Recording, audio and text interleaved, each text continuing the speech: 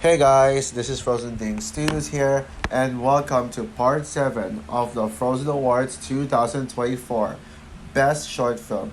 Yeah, I know this is something no one expected me to do because I have never done this category before. It's just that usually short films aren't really something, anything special to me, unless if they're big Disney shorts that really that I absolutely love and all that stuff. I don't really watch a lot of shorts to be honest. A lot of short films. Yeah, I'm more into feature length films. However, this year there is actually one reason why I'm doing this, and if you know me so well, you probably already know why, and it should be very obvious to you all. So yeah. And I know what you're saying. Wait a minute, Frozen. Part 7, you said part 7 was going to be best visual effects. Well, I changed my mind. So yeah, anyways, though this category goes to pretty much the best short film.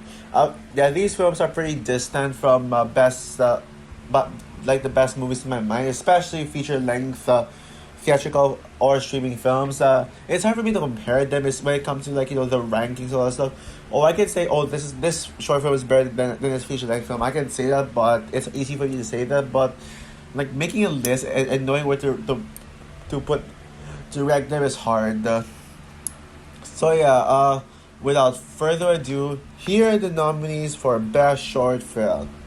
Carl's Date, Once Upon a Studio, Poison, The Rat Catcher, The Wonderful World of Henry Sugar. And the award for Best Short Film goes to Once Upon a Studio. I mean, come on now. Yes, I will admit, I only made this category just to give Once Upon a Studio an award for something. Because come on now, like to the Oscars, how dare you snub Once Upon a Studio? How freaking dare you snub this for best animated short? Yeah, I know. You may make the excuse. Oh, it had live action characters in the beginning. The SpongeBob movies do that, and they were eligible. Sponge Out of Water was eligible for best animated feature, even though it didn't win because it didn't get nominated because it's not Oscar worthy.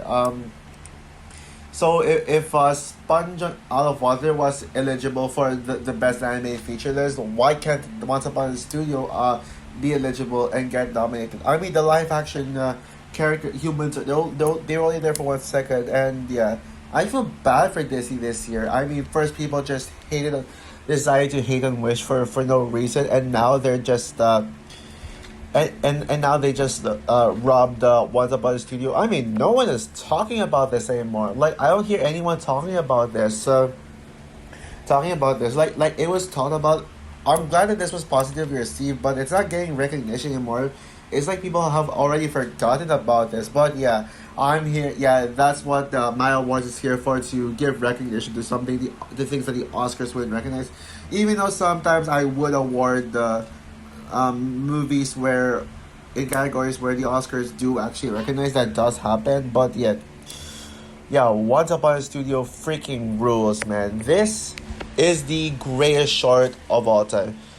Well, technically, it's back to back with Steamboat Willie. I mean, I've been like rewatching Steamboat Willie multiple times lately, especially last month, ever since Steamboat Willie came to domain, yeah, went down to domain. But still, yeah, Once Upon a Studio is literally the perfect celebration for Disney's 100th anniversary. And I will admit, yes, this did it slightly better than Wish. Well, I don't know, kind of, I guess, but I don't know, but yeah, this one, like, yeah, if you thought Endgame, if you thought Infinity War was the biggest and best crossover ever, yeah, Infinity War. Also, yes, I will admit though, Infinity War is now official. I love Infinity War. In fact, it's now my favorite MCU movie and my favorite live action movie of all time.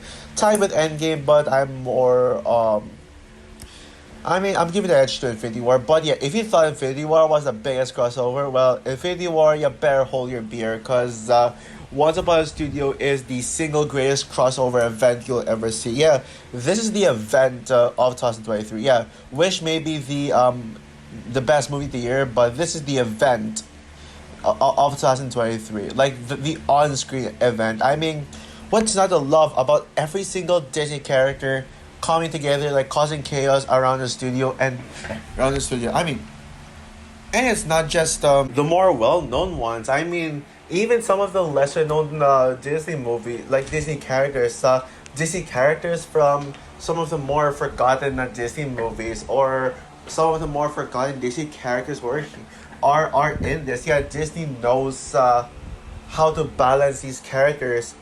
And yes, there isn't really a cohesive plot. It's just, everyone coming together for a group photo. That's a story right there. At the very least, that's a story. But yeah, I mean, the nostalgia feels absolutely real. I absolutely love the nostalgia. Like, so many Easter eggs. Like, all the characters get noticed. Even characters from piece of crap movies like Chicken Little and Home on the Range get seen. Even though I would have been like, oh, how dare you put them in there? I mean, I can't really criticize that because it's a Disney movie, and Disney cannot just straight up ignore, something like that. Yeah, they just can't do that because, yeah, and yeah, this and yeah, and let's talk about some of the best moments here. It's not just all nostalgia. There is actually an emotional depth to this. Like, it is actually emotional. Like, for example, remember that scene when Mickey was looking up to Walt Disney's frame, and he was like thanking Walt Disney for everything, and like that. Yeah, that was emotional. And of course, the scene with, like, when every single Disney characters were all like singing "When You Wish Upon a Star." Yeah, that, like, who that, like, if you're every single Disney fan on the planet would cry in that scene, and I cried too. Yeah, yeah. And yeah, I can't believe that this short film did not play in front of Wish, because if this played in front, I mean, yeah, sure. Who cares if this came out on Disney Plus? Yeah, I get that Disney did that because, they needed content for their 100th anniversary, which is in October, despite Wish coming out on November. But you could have, how do I say this? But you could have at least put sorry, you could have at least, brought this into theaters, like, let audiences rewatch this and get to experience this on the big screen in front of Wish.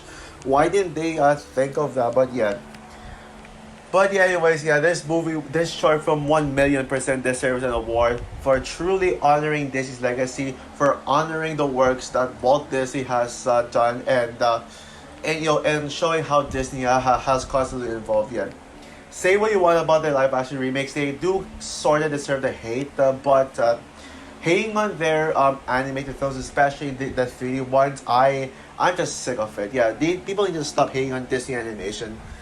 People need to stop hating on this studio. I swear. But yeah, thank you for everything, Disney. Walt Disney.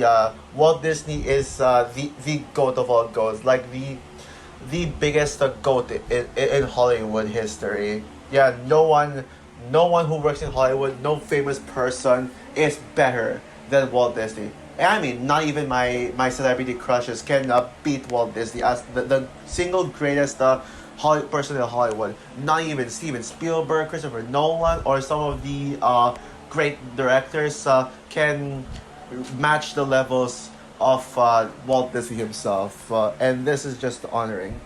Yeah, so, and yes, that is why Once Upon a Studio deserves the Frozen Award for Best Short Film. So that's part 7 of the Frozen Awards 2024. Stay tuned for part 8. For real this time, Best Visual Effects. Bye, guys.